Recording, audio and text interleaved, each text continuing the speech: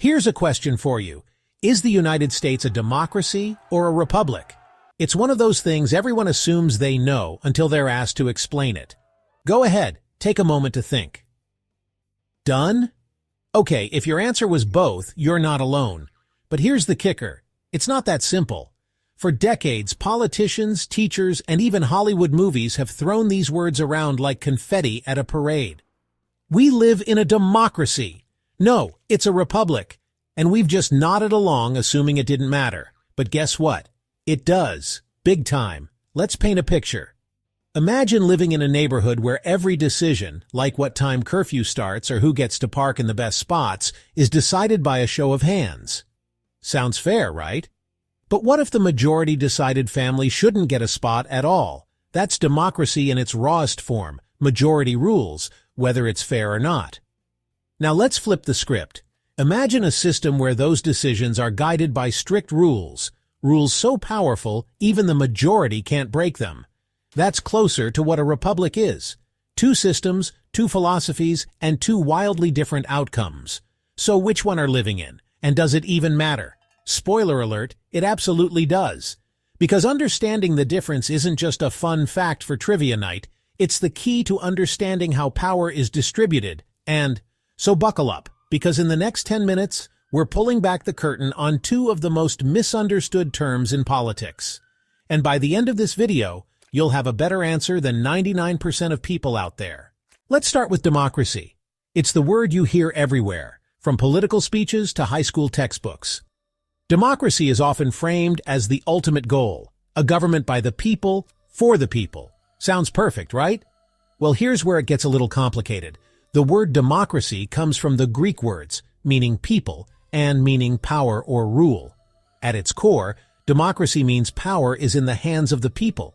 The classic example is ancient Athens, often celebrated as the first democracy.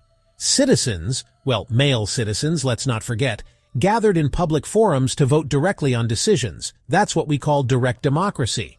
Fast forward to today and direct democracy is rare. Why? Because it's messy. Imagine a nation of millions voting on every law, every policy, and every tax. It's a logistical nightmare. Enter representative democracy, the system most democracies use today. Instead of everyone voting on everything, people elect representatives to make decisions on their behalf. But here's the catch. Democracy, even in its representative form, has a major flaw. Majority rule sounds great until the majority decides to trample on the rights of the minority. Think of it like this. If 51% of your town decided to ban blue cars, the remaining 49% would be out of luck. That's democracy at its rawest, a system where the majority has the power to dictate terms, even if those terms aren't fair. Now let's talk about republics. If democracy is majority rule, a republic is the rule of law. It's not about what the majority wants, it's about what the rules allow. The term republic comes from the Latin, meaning public affair. In a republic, the government is bound by a set of laws, usually a constitution, that protects individual rights. The idea is to create a system where no single group or person can have unchecked power, not even the majority. A famous example is the Roman Republic, where elected officials governed under a complex system of checks and balances. The United States borrowed heavily from this idea when crafting its own system. That's why the U.S. Constitution is often referred to as the ultimate referee. It sets the rules and ensures no one, not even the majority, can violate them. But here's where things get interesting. While a republic can prevent tyranny of the majority, it's not foolproof. History is full of republics that failed because their rules weren't strong enough or weren't enforced. So while a republic sounds ideal on paper, it's only as good as the people running it. Okay, now that we know what democracy and republic mean, let's pit them against each other. At their core, the difference lies in how decisions are made. In a democracy, decisions are made by the majority. If more than half the people agree on something, it's decided. That's why democracy is often called majority rule. But in a republic, decisions are limited by a set of rules. The majority can't just make any decision they want. Those decisions have to align with the law.